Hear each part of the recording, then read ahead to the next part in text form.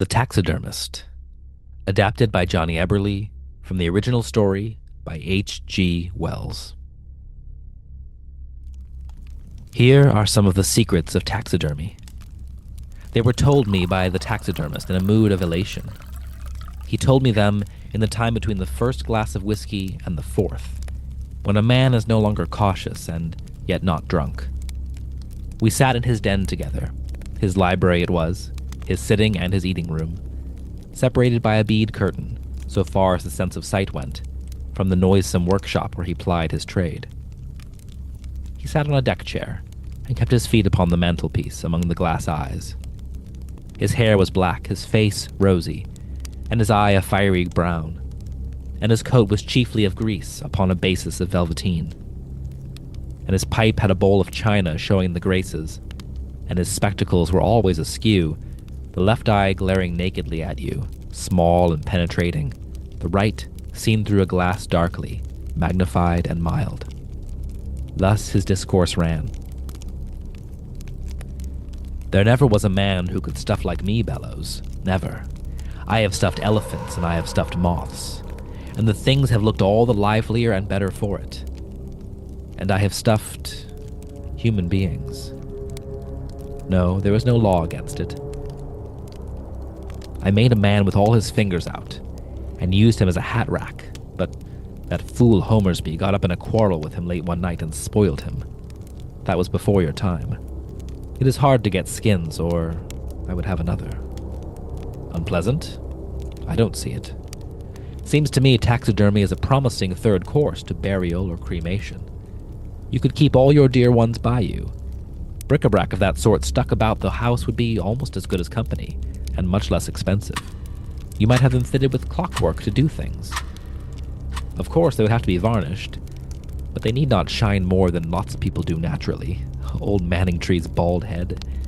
Anyhow, you could talk to them without interruption. There is a great future before taxidermy, depend upon it. There are the fossils, of course, but no, I don't think I ought to tell you about that. He sucked his pipe thoughtfully, and I poured him another drink. Thanks, yes, not too much water. Of course, what I tell you now will go no further than this room. You know, I have made some dodos and a great auk. No? Evidently you are an amateur at taxidermy. My dear fellow, half the great auks in the world are about as genuine as the handkerchief of St. Veronica, as the holy coat of Treves. We make 'em of grebe's feathers and the like, and the great auk's eggs too. Good heavens, I exclaimed. Yes, we make them out of fine porcelain. I tell you, it's worthwhile. One fetched 300 pounds only the other day. That one was really genuine, I believe, but of course, one is never certain. It is very fine work, and afterwards you have to get them dusty, for no one who owns one of these precious eggs has ever the temerity to clean the thing. That's the beauty of the business. Even if they suspect an egg, they do not like to examine it too closely. It is such brittle capital at best. You did not know that taxidermy rose to the heights like that, my boy. Oh, but it has risen higher. I have rivaled the hands of nature herself. One of the genuine great auks was made by me. No, you must study ornithology and find out which it is yourself. And what is more, I have been approached by a syndicate of dealers to stock one of the unexplored skerries to the north of Iceland with specimens. I may, someday. But I have another little thing in hand just now. Ever heard of the Dinornis? It is one of those big birds recently extinct in New Zealand. Moa is its common name. Well, they have got the bones of it, and from some of the marshes even feathers and dried bits of skin. Now, I'm going to... Well, there's no need to make any bones about it. I'm going to forge a complete stuffed moa. I know a chap out there who will pretend to make the find in a kind of antiseptic swamp, and say he stuffed it at once as it threatened to fall to pieces. The feathers are peculiar, but I have got a lovely way of dodging up singed bits of ostrich plume. Yes, that is the smell you've noticed. They can only discover the fraud with a microscope, and they will hardly care to pull a nice specimen to bits for that. In this way, you see, I give my little push in the advancement of science. He took his feet down from the mantel board and leaned over confidentially toward me. "I have created birds," he said in a low voice. "New birds. Improvements. Like no birds that was ever seen before."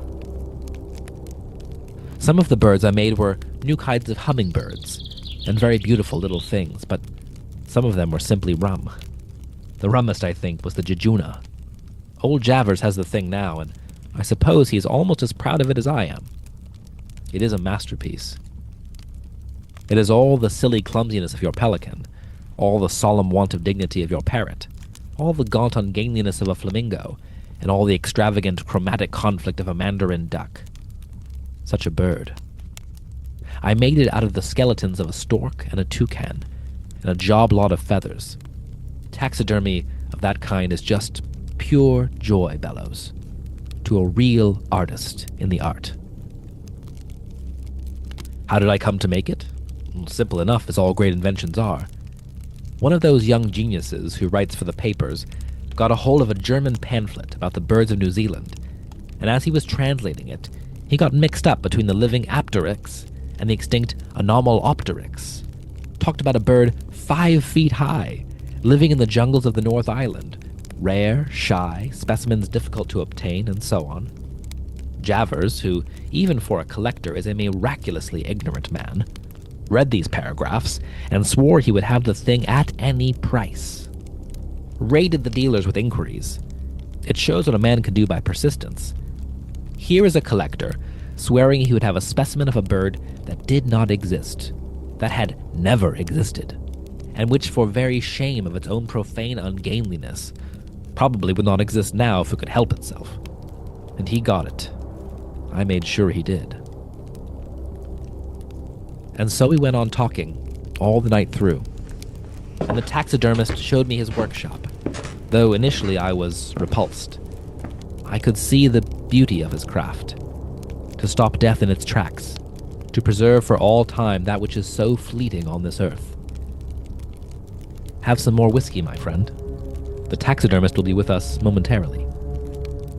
I tell you all of this to open your eyes to the wonders I have seen. For all his madness, his forgeries, the taxidermist is, above all, an artist. And the world must have art. Don't you agree? He seeks not to merely imitate nature, but to improve upon her.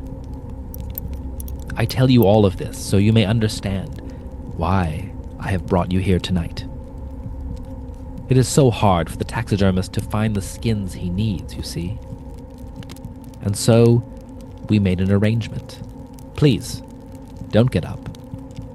You shall be a great work of art.